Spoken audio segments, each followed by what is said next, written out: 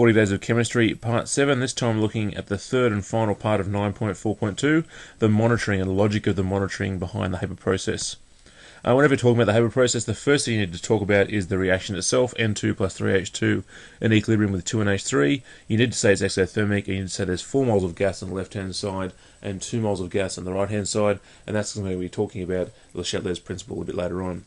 Now you need to state that the rate is normally low for this reaction, and the yield of ammonia is normally low because the equilibrium lies to the left, and thus to have a high output of ammonia to cell, you need to increase both the rate and yield. And output's approximately equal to or related to the yield times the rate. First thing is pressure monitoring. The first thing we talk about in our logical sequence is pressure monitoring. According to Le Chatelier's principle, which you would define if you're writing an answer, high pressure increases the yield, which you'd also define, of ammonia as the equilibrium shifts to the right to reduce the pressure, i.e. reduce the number of moles of gas. And you need to also say that high pressures increase the rate of gaseous reactions, and thus it's logical that Haber plants use high pressure. But that must be monitored to ensure the pressure doesn't exceed the capabilities of the Haber plant, else the reaction vessel may rupture. Don't say explode, it may rupture, which is a safety issue. Next, the logical step is temperature. Now, according to Le Chatelier's principle, low temperatures increase the yield of ammonia because the reaction is exothermic. If we drop the temperature, it's going to shift to the right to raise the temperature. However, this is the controversy, or the complicated bit, is low temperatures reduce the rate of reaction. So low temperatures have high yield, but low rates of reaction. Thus, there needs to be a compromise. They have to choose the optimum temperature to maximize output by balancing the yield and rate, and that's helped by using a catalyst. So we have a delicate balancing act involving a catalyst. We know that catalysts increase the rate of reaction. By using an iron oxide or magnetite catalyst, the rate can be kept high at the lower temperatures where the yield is higher. Thus, here's our monitoring step. Thus, the temperature must be carefully monitored. There's a delicate balancing act between yield and rate when choosing the optimum temperature. This is aided by the use of a catalyst, which keeps the rate high at low temperatures where the yield's high. But also note the catalyst is sensitive to temperature, and the Haber reaction is an exothermic reaction, so if the rate gets too high, it might get too hot and damage the catalyst. So something else to keep in mind when they're monitoring. Now the next thing to monitor or think about is the condenser.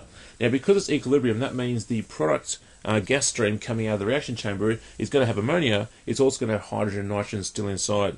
Now ammonia's got a much higher boiling point than the other two gases because it is a polar molecule and form hydrogen bonds, and thus by passing it through a condenser, the ammonia can be condensed out. And that's got the benefits of actually extracting the ammonia, which we can use to sell, but also via Le Chatelier's principle, removing the ammonia actually increases the yield of ammonia. So it's got two benefits with the fact that we can condense out the ammonia. Now, we need to monitor that condenser temperature and pressure. It's got to be low temperature and high pressure to facilitate the removal of the ammonia. But the remaining hydrogen and nitrogen aren't wasted. They recycle back into the input gas stream, which means they're not wasted at all. Which leads into the last stage of our logical explanation, the monitoring of the input gases. Now, the gases must be monitored for two main things. First of all, stoichiometry.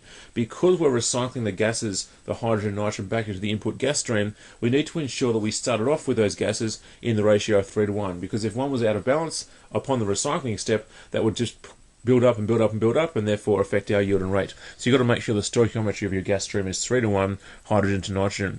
The next thing you've got to monitor for the gas stream is purity. It can't contain any oxygen because that will react with any hydrogen in the vessel, and also it can't contain any carbon monoxide because that poisons the catalyst and stops the catalyst working. So in summary, the order in which I talk about the monitoring and the key monitoring steps are, first of all, you want to monitor that there's high pressure because that increases yield and rate, but you don't want to make sure you don't want the pressure to get so high that it's unsafe. Next thing you monitor is the optimum temperature. There is a balance between yield and rate because high temperatures give high rate but low yield, but we can also use a catalyst in this process. The catalyst allows us to use low temperatures and keep the rate high at low temperatures where the yield's high. The next thing we monitor is the condenser, the temperature and pressure of the condenser to ensure the ammonia is being removed, and finally the monitoring of the input gases, the 3 to 1 ratio of hydrogen to nitrogen to make sure they're in an appropriate stoichiometric ratio, but also there's no oxygen or carbon monoxide in the gas stream. And that is our summary of the Haber process completed.